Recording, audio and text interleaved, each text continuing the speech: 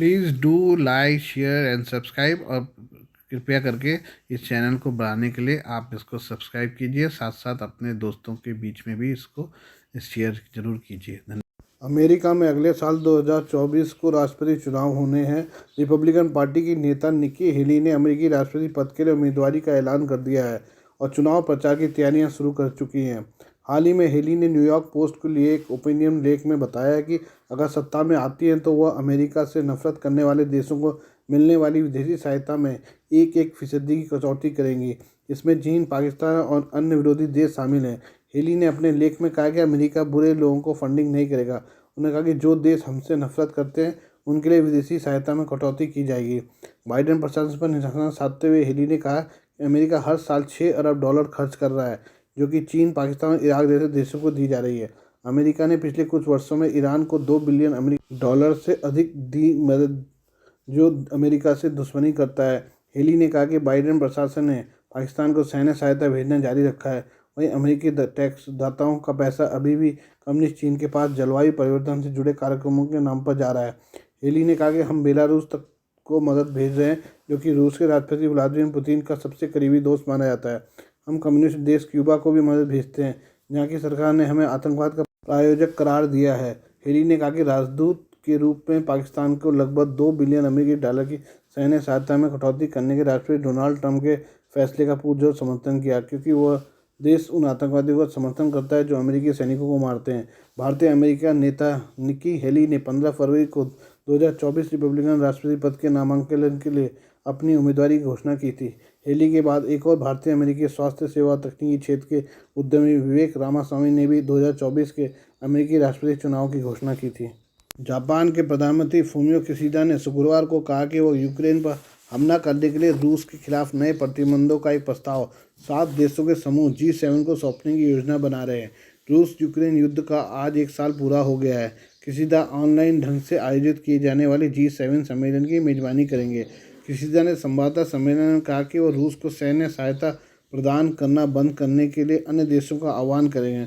उन्होंने कहा कि यथास्थिति में एक तरफा बदलाव की बिल्कुल अनुमति नहीं देने के लिए हमें कानून के शासन के आधार पर शांति और अंतर्राष्ट्रीय व्यवस्था को बहाल करने के वास्ते यूक्रेन का समर्थन और रूस के खिलाफ प्रतिबंधों को मजबूती से आगे बढ़ाना चाहिए। उन्होंने कहा कि उन्होंने यूक्रेन पर रूसी युद्ध के संबंध में नवीनतम घटनाओं पर चर्चा करने की योजना बनाई है। उन्होंने कहा, मैं रूस के खिलाफ नए प्रतिबंधों का प्रस्ताव पेश करने की योजना बना रहा हूँ। किशिदा G7 के एकमात्र नेता हैं जिन्होंने यूक्रेन का दौरा नहीं किया है। हिरोशिमा में G7 शिखर सम्मेलन की मेजबानी करने से पहले किशिदा पर यूक्रेन का दौरा करने के लिए दबाव बढ़ रहा है। यूक्रेन की संभावित यात्रा के बारे में पूछे जाने पर किशिदा ने कहा है कि वह यूक्रेन की यात्रा पर विचार कर रहे हैं। उन्होंने कहा कि वह सुरक्षा और गोपनीयता सुनिश्चित करने के तरीकों पर विचार कर रहे हैं, लेकिन आधिकारिक तौर पर कुछ भी तय नहीं किया गया है। G7 देशों के समूह में Canada, France, Germany, Italy, Japan, Britain और अमेरिका शामिल हैं। चलते हैं पाकिस्तान की ओर। पाकिस्तान में सरकार ने अपनी करतूतों पर पर्दा डालने के लिए आतंकी हमलों की कवरेज करने वाले टीवी चैनलों पर रोक लगा दी है।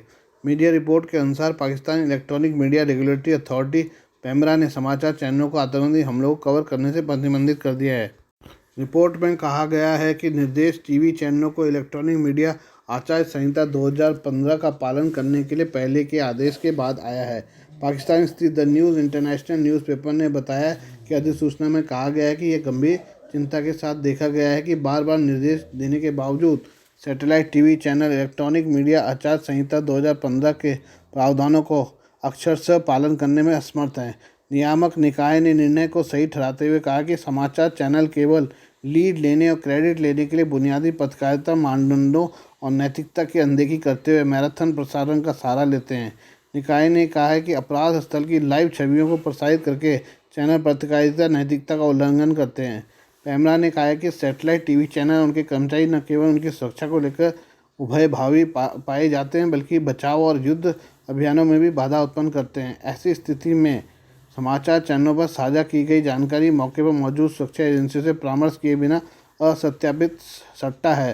प्राधिकरण ने यह भी नोट किया कि इस तरह की रिपोर्टिंग घरेलू और विदेशी दर्शकों के बीच अराजकता पैदा करती है, यह कहते हुए कि ऐसी घटनाओं की रिपोर्टिंग से आतंकियों को मीडिया के राजनीतिक विज्ञापन के रूप में उपयोग करने के लिए लाभ मिलता है और उनके अभियान को प्रचारित करके उनके वैचारिक उद्देश्यों को पूरा करता है।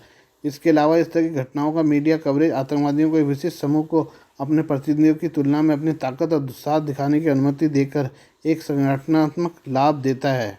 ये अब चलते हैं माल्टा के समुद्री बीच पर। माल्टा के तटों पर समुद्री पानी का घटता स्तर चिंता का कारण बनता जा रहा है। पानी की कमी माल्टा गोजो तट पर देखी गई है। मीडिया रिपोर्ट के मुताबिक जनवरी से अब तक करीब 50 सेंटीमीटर पानी कम हुआ है। पानी इतना कम हो गया है कि बीच लंबे हो गए हैं, उनकी चौड़ाई भी बढ़ गई है। इतना ही नहीं, समुद्र के अंदर स्थित चट्टानें और शैवाल भी नजर आने लगे हैं। अब तक की रिकॉर्ड गिरावट हुई है। मीडिया रिपोर्ट के मुताबिक वार्षिक औसत के हिसाब से एक रिकॉर्ड गिरावट है। अब तक औसतन 15 सेंटीमीटर तक गिरावट दर्ज की जाती थी। मार्च में समुद्री जल का स्तर सबसे कम होता था, जबकि नवंबर में सबसे ज़्यादा होता है। हालांकि इसमें बदलाव संभव है। इससे पहले अक्टूबर 92 और मार्च 93 के बीच 40% का अंतर दर्ज किया गया था। क्या कहते हैं वैज्ञानिक? हालांकि वैज्ञानिक इस गिरावट को ऐतिहासिक तो मानते हैं, लेकिन साथ ही यह भी कहते हैं कि इसमें चिंता की कोई बात नहीं है। उनका कहना है कि कुछ दिनों में जलस्तर फिर से सामान्य हो जाएगा, पुरानी स्थिति में लौट आएगा जलस्तर। Malta college of arts, science and technology में समुद्र विज्ञान के प्रोफेसर एल्डो ड्रैगो के मुताबिक धरती में बहुत कुछ बदलाव हो रहे हैं, जिसकी वजह से ऐसा हो रहा है। ड्रैगो कहते हैं कि चिंता की कोई बात नहीं है, समुद्र का जलस्तर पुरानी स्थिति में लौट आएगा आने वाले समय में। आइए अब हम जो है तेजस के बारे में कुछ बात करें। बीते कुछ सालों में भारतीय सेना की ताकत का अंदाज़ा पूरी दुनिया को हुआ है। भारत ने मेक इन इंडिया कार्यक्रम के तहत कई उपलब्धियां हासिल की हैं और इसी क्रम में देश में बने भारतीय वायुसेना के फाइटर जेट तेजस की ताकत को अब दूसरे देश भी देखेंगे। दरअसल भारत का तेजस विमान पहली बार किसी दूसरे देश में होने वाली एक्सरसाइज में हिस्सा लेने के लिए संयुक्त अरब अमीरात की धरती पर पहुंचा है। इस मामले पर एक अधिकारी ने कहा है, यह पहला मौका है जब LCA तेजस भारत के बाहर एक अंतर्राष्ट्रीय वायुसेना अभ्यास में हिस्सा लेगा। डेजर्ट फ्लैग एक्सरसाइज एक बहुपक्षीय वायुसेना अभ्यास है जिसमें UAE, France, Kuwait, Australia, Britain, Bahrain, Morocco, Spain, दक्षिण कोरिया और अमेरिका की वायुसेना भी भाग ले रही हैं। यह अभ्यास 27 फरवरी से 17 मार्च तक होने का कार्यक्रम है। अधिकारी ने कहा कि अभ्यास का लक्ष्य अलग अलग वायुसेनाओं की सबसे अच्छी तरकीबों को सीखना है। तेजस को हिंदुस्तान एयरोनॉटिक्स लिमिटेड ने बनाया है। यह एक इंजन वाला विमान है। जहां तेजस LCA फाइटर जेट कई विमान शो का हिस्सा रहा है, वहीं इसने कभी भी इस तरह की एक्सरसाइज में हिस्सा नहीं लिया है। इंडियन एयरफोर्स के अधिकारी ने कहा है कि ये पहली बार है जब तेजस भारत के बाहर एक इंटरनेशनल एयर एक्सरसाइज का हिस्सा बनने वाला है। मध्य प्रदेश के इंदौर में एक निजी फार्मेसी कॉलेज की 54 वर्षीय प्रिंसिपल ने अपने पूर्व छात्र द्वारा जलाए जाने के 5 दिन बाद शनिवार तड़के एक स्थानीय अस्पताल में दम तोड़ दिया। सिमरौल थाना क्षेत्र स्थित BM कॉलेज ऑफ फार्मेसी की प्रिंसिपल 54 वर्षीय विमुक्ता शर्मा को 20 फरवरी को एक पूर्व छात्र आशुतोष श्रीवास्तव द्वारा पेट्रोल डालकर बुरी तरह जला दिया गया था और वे तभी से अस्पताल में जिंदगी और मौत के बीच झूल रही थी। महिला प्राचार्य को इस मामले के बाद पुलिस अधीक्षक भगवत सिंह ने बताया था कि विमुक्ता शर्मा करीब 80% जल गई थी और उन्हें एक अस्पताल में भर्ती कराया गया था। जलाने वाले पूर्व छात्र को घटना वाले दिन ही गिरफ्तार कर लिया गया था। इस मामले में पुलिस आरोपी को मानसिक तौर पर पूरी तरह स्वस्थ बता रही है। इससे पहले पूर्व छात्र से शुरुआती पूछताछ के बाद पुलिस ने वारदात की वजह बताते हुए कहा कि उसने B फार्मा की परीक्षा जुलाई 2022 में उत्तीर्ण की थी, लेकिन उसे मार्कशीट नहीं मिल पा रही थी। उन्होंने कहा कि जिला प्रशासन ने जघन्य अपराध की साजिश रचने और उसे अंजाम देने के लिए श्रीवास्तव के खिलाफ राष्ट्रीय सुरक्षा कानून लगाया है। पुलिस अधिकारी के अनुसार आरोपी पर पहले हत्या के प्रयास का मामला दर्ज किया गया था, लेकिन अब प्रधानाध्यापक की मौत के बाद प्रथम सूचना रिपोर्ट FIR में हत्या का आरोप जोड़ा जा रहा है। श्रीवास्तव ने पूछताछ के दौरान पुलिस को बताया कि BM कॉलेज के अधिकारी B फार्मा परीक्षा की मार्कशीट नहीं सौंप रहे थे, जिसे उन्होंने जुलाई 2022 में पास किया था। हालांकि कॉलेज प्रबंधन ने श्रीवास्तव के दावे को झूठा बताया। आरोप लगाया कि वह आपराधिक प्रवृत्ति के हैं। कॉलेज के अधिकारियों ने यह भी दावा किया कि बार बार उसकी मार्कशीट लेने के लिए कहने के बावजूद उसने दस्तावेज नहीं लिए। जम्मू कश्मीर में एक दिल दहलाने वाली एक घटना हुई है। जम्मू कश्मीर के पुलवामा जिले में आतंकवादियों ने लक्षित हमले में एक हिंदू नागरिक की गोली मारकर हत्या कर दी है। पुलिस ने रविवार को यह जानकारी दी है। पीड़ित की पहचान अचन के एक कश्मीरी हिंदू निवासी संजय शर्मा के रूप में की गई, जो स्थानीय बाजार के रास्ते में आतंकवादियों द्वारा की गई गोलाबारी में गंभीर रूप से घायल हो गया था। उसे पास के सरकारी अस्पताल में ले जाया गया, जहां डॉक्टर ने उसे मृत घोषित कर दिया। श्री शर्मा कथित तौर पर एक बैंक में सुरक्षा गार्ड के रूप में काम करते थे। कश्मीर जोन पुलिस ने एक ट्वीट में कहा, आतंकवादियों ने अल्पसंख्यक वर्ग के एक नागरिक संजय शर्मा पुत्र काशीनाथ शर्मा निवासी अचन पुलवामा पर स्थानीय बाजार जाते समय गोलाबारी की। पुलिस का कहना है कि अल्पसंख्यक समुदाय की सुरक्षा के लिए गांव में एक सशस्त्र गार्ड तैनात किया गया है। मामले की जांच जारी है। गोली लगने के बाद श्री शर्मा के मुस्लिम पड़ोसियों ने आतंकवादी हमले का विरोध किया। एक पड़ोसी ने कहा कि यह हिंदू और मुस्लिम लोगों के बीच साझा कश्मीरियत पर एक धब्बा है। केंद्र सरकार ने देश भर में इलेक्ट्रिक व्हीकल के इस्तेमाल को लेकर काफ़ी जोर दे रखा है। वहीं अब देश में कैब सर्विस देने वाली कंपनी ने बड़ा ऐलान कर दिया है। आपको बता दें कि ऐप बेस्ड टैक्सी सर्विस उपलब्ध कराने वाली कंपनी उबर ने दिल्ली एनसीआर में इलेक्ट्रिक कैब की शुरुआत कर दी है।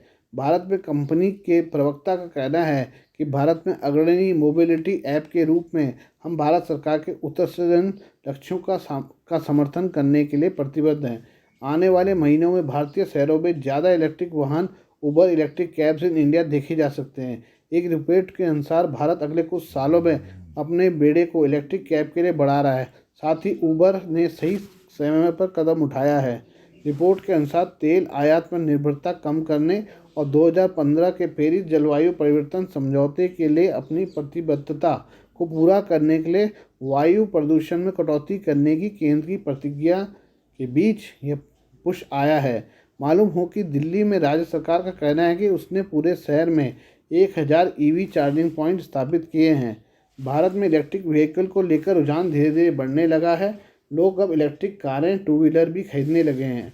कमर्शियल इस्तेमाल के लिए थ्री व्हीलर की बिक्री पहले से हो रही है।